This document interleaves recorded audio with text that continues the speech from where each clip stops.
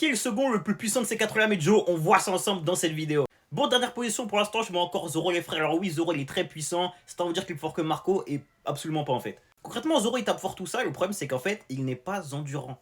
Et ceux qui vont me dire, oh, mais si, il est trop endurant. Oui, il est endurant de base, mais pas avec le HDR revêti. Et si Zoro veut vraiment taper fort, il doit utiliser son HDR revêti.